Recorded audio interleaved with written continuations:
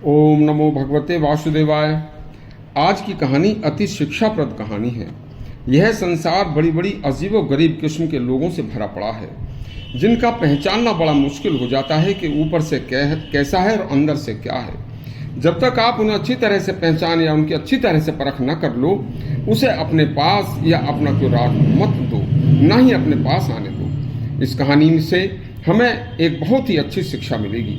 सिर्फ यह किसी अजनबी की चिकनी चुकनी बातों में आकर उस पर विश्वास कर लेना नहीं चाहिए। मुंह में राम बगल में छुरी रखने वाले लोगों की इस दुनिया में कोई कमी नहीं है। उनसे हमेशा बचने की कोशिश करती रहनी चाहिए। सुनिए, एक बार की बात है कि किसी एक गांव के मंदिर में एक देव शर्मा नाम का एक बड़ा ही सीधा साधा एक साधु रहा करता था। वह साधु वैसे तो सीधा साधा था, लेकिन था लोभी। गांव में सभी उसका बड़ा सम्मान किया करते थे। वह आसपास के गांव में भी और अपने गांव में भी जिनके यहाँ कोई यज्ञ हवन या कोई प्रतिष्ठान, किसी प्रकार का कोई अनुष्ठान होता था, तो उसे करने के लिए उसी को बुलवाया करते थे। उसे अपने भक्तों से दान के रूप में तरह तरह के वस्त्र और उपहार व खाद्य सामग्री और पैसे भी मिला करते थे।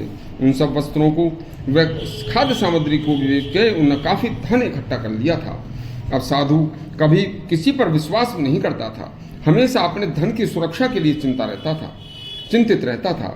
वह अपने धन को एक पोटली में रखता और उसे हमेशा अपने साथ ही लेकर चलता था। उसी गांव में एक बड़ा खतरनाक ठग रहता था, जो बहुत दिनों से उसकी निगाहें उस साधु के धन पर थी। ठग हमेशा साधु का पीछा किया करता था, लेकिन साधु उस गठरी को कभी अपने से अलग नहीं करता था। आखिरकार उस ठग ने सोचा कि कैसे इसको ठगा जाए। तो उस ठग ने एक छात्र का वेश धारण किया और उस साधु के पास जाकर बड़ी मिन्नत से बोला, हे प्रभु, हे गुरुदेव, मुझे अपना शिष्य बना लें।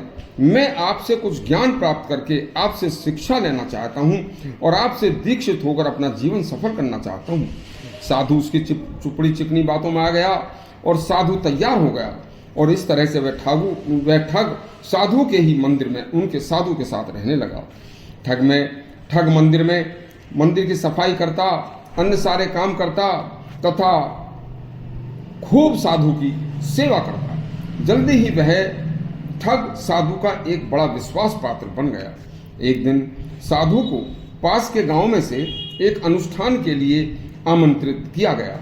तो साधु ने वह आमंत्रण स्वीकार करके और निश्चित दिन साधु अपने शिष्य के साथ उस गांव में अनुष्ठान करने के लिए चल पड़ा। रास्ते में एक नदी पड़ती थी। साधु ने स्नान करने की इच्छा से अपने पैसों की गठरी एक कंबल के अंदर रखकर और अब उस अपने छात्र से यानी कि अपने शिष्य से बोला कि मैं नदी में स्नान करने जा रहा हूँ और तुम मेरे इस कंबल की, उस गठरी की रखवाली करना, ये तुम्हारे पास रखी है। बस फिर क्या था, साधु तो नहाने चला गया। ठग कब से इस घड़ी का इंतजार कर रहा था। बस जैसे ही साधु ने नदी में डुबकी लगाई, साधु की उस गठड़ी को वह ठग लेकर चंपत हो गया और भाग गया। साधु देखता रह गया। भतेरा पीछे भागा लेकिन हाथ नहीं आया। इसी तरह से आप सभी को अपना विश्वास पात्र, किसी बहुत ज़्यादा सोच समझकर किसी को विश्वास पात्र बनाना चाहिए। हर आदमी पर कभी विश्वास नहीं करना चाहिए। यदि आपको हमारा यह प्रसंग अच्छा लगा हो तो हमारा चैनल सब्सक्राइब करें और घंटी दबाएं। धन्यवाद।